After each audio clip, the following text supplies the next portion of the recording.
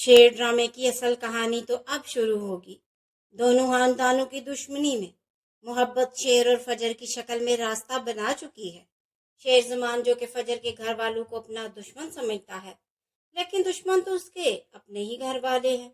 उसका अपना भाई बदर जो कमीनगी की सारी हदें पार कर चुका है, जो अपने ही भाई को सालों से लूट रहा है।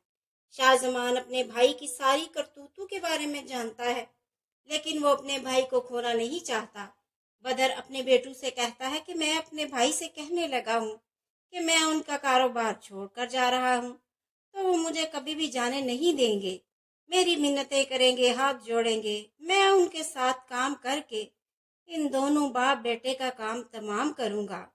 बदर अपने भाई के पास जाता है और कहता है कि मैं अब अपना कारोबार अलग करना चाहता हूँ। मैं अब शेर के साथ काम नहीं करना चाहता, क्योंकि अब मेरे और शेर के दरमियान तल्लुकात अच्छे नहीं रहे। ये सुनकर शाहजमान कहता है कि बदर मेरे भाई, तुमने बहुत अच्छा फैसला किया है। तुम्हें तो ऐसा ही करना चाहिए। मैं भी चाहता हूँ कि मेरा सारा कारोबार मेरा बेटा संभाले और मैं रिटायर होकर आराम से घर में बैठूं। ये सुनकर बदर और उसके बेटे एक दूसरे का मुंह देखने लगते हैं कि इन लोगों ने क्या सोचा था और क्या हो गया। बदर को बहुत गुस्सा आता है और वो अपने बेटू से कहता है कि अब इन दोनों को रास्ते से हटाना पड़ेगा।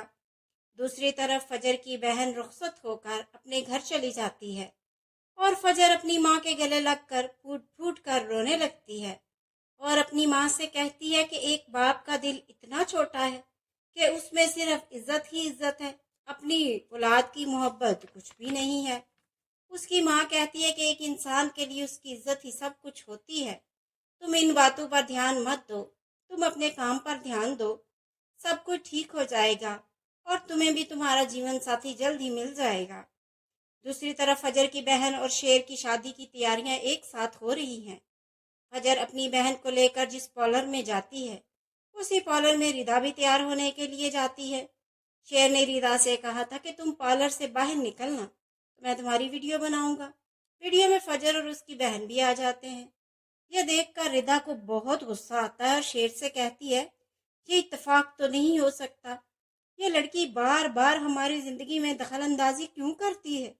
दूसरी तरफ शेर जब अपनी शादी के फंक्शन में बिजी होता है, तो शाहजमान को एक कॉल आती है। कॉल करने वाला कहता है कि आपकी फैक्ट्री में आग लग गई है। शाहजमान शेर को बताता है और शेर शादी का फंक्शन छोड़कर फैक्ट्री जाने लगता है।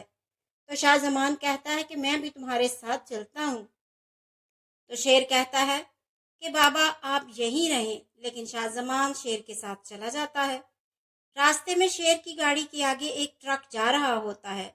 शेर की लाख कोशिशों के बावजूद ट्रक शेर को रास्ता नहीं देता। शेर को ये बात बहुत अजीब लगती है। शेर अपने बाप से कहता है कि बाबा जरूर कुछ गड़बड़ है, ये सब कुछ हमें मारने के लिए किया गया है। पीछे से आया एक और ट्रक शेर की गाड़ी को टक्कर मार देता है और शेर की गाड़ी का एक्सीडेंट हो जाता है।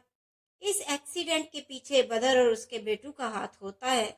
इन लोगों ने ही फैक्ट्री में आग लगवाई थी। एक्सीडेंट होने के बाद लोगों का हजूम इकट्ठा हो जाता है और शाहजमान और शेर को अस्पताल पहुंचा दिया जाता है। एक्सीडेंट की खबर सुनकर शेर के घर वालों पर बिजली गिर पड़ती है। तहमीना ये खबर सुनकर बेहोश हो जाती है, लेकिन शेर की सौतेली माँ और बहनों पर इसका कुछ खास असर नहीं होता। शेर की सौतेली बहन नसीम कहती है कि जब इंसान जुल्म करने लगे तो उसको उसका बदला देना पड़ता है। घर के सारे लोग अस्पताल पहुंच जाते हैं। बदर तो सब कुछ जानता था, लेकिन फिर भी उसने अस्पताल में रोना पीटना शुरू कर दिया। वैसे दिखा रहा था कि जैसे उसको इस एक्सीडेंट से बहुत तकलीफ हुई हो। डॉक्टर जब ऑपरेशन थिएटर से बाहर निकलता है तो सब लोग उसके गिर्द इकट्ठे हो जाते हैं। डॉक्टर कहता है सॉरी, हम बचा नहीं सके। तो बदर जोर जोर से चिल्लाने लगता है कि शेर मर नहीं सकता, मेरा शेर मर नहीं सकता। बदर के बेटे उसको चुप करवाने की कोशिश करते हैं, लेकिन बदर की ड्रामेबाजी तो खत्म होने का नाम ही नहीं ले रही थी। तो डॉक्टर कहते हैं कि शेर जिंदा है और वो अंडर ऑब्जर्वेशन है। शाहजमान इस दुनिया में नहीं रहे। ये खबर सुनकर बदर को बहुत गुस्सा आता है کہ یہ زندہ کیسے بچ گیا، اسے بھی تو مر ہی جانا چاہیے تھا۔ وہ سوچتا ہے کہ اصل دشمن تو بچ گیا ہے۔ شیر کا علاج جاری رہتا ہے۔ شیر کو جو میڈیسن ڈاکٹر دیتا ہے وہ بدر اور اس کے بیٹے بدل دیتے ہیں، جس سے شیر کی حالت خراب ہونے لگتی ہے۔ دوسری طرف فجر گھر والوں کے رویوں سے دل برداشتہ ہو کر ہسپتال میں ہی رہنے کا فیصلہ کر لیتی ہے۔ جہاں وہ پاگل مریضوں کو دیکھتی ہے تو اس کو لگتا ہے کہ وہ ان کے ساتھ نہیں رہ سکے گی، تو ڈاکٹر کہتا ہے کہ تمہیں یہ سب کچھ کرنا ہوگا۔ دوسری طرف شیر کی حالت اتنی بگڑ جاتی ہے کہ بدر گھر والوں سے کہتا ہے کہ ہمیں شیر کو پاگل خانے بھیج دینا چاہیے۔ شیر کو اسی پاگل خانے میں بھیج دیا جاتا ہے جہاں فجر کام کرتی ہے۔ فجر کو دیکھ کر شیر پاگل ہو جاتا ہے اور کہتا ہے کہ تمہیں بدر نے بھیجا ہے مجھے مارنے کے لیے، تم نے ہی میرے باپ کو مارا ہے۔ فجر جو کہ شیر کو اپنا محسن سمجھتی ہے کہ اس کی وجہ سے وہ عزت کی زندگی گزار رہی ہے، اس کا بہت خیال رکھتی ہے، جس سے شیر کی حالت ٹھیک ہونے لگتی ہے، تو شیر فجر سے کہتا ہے کہ میں پاگل نہیں ہوں، مجھے پاگل بنایا جا رہا ہے۔ بدر اور اس کے بیٹے کاروبار اور گھر پہ قبضہ کر لیتے ہیں۔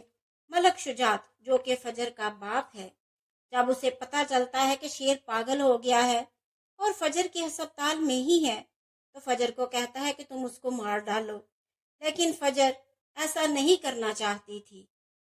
کیا فجر اپنے باپ کے کہنے پر شیر کو نقصان پہنچائے گی، یا پھر شیر اور فجر کی محبت دونوں خاندانوں کی دشمنی کو ختم کر پائے گی؟ جاننے کے لیے جڑے رہے ہمارے چینل فروا کی سٹوریز کے ساتھ۔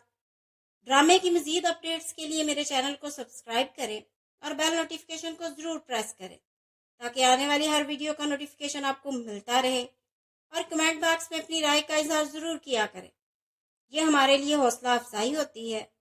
فروا کو دیجیے اجازت، پھر ملیں گے ایک نئی ویڈیو کے ساتھ۔ دعاؤں میں یاد رکھیے گا۔ اللہ حافظ۔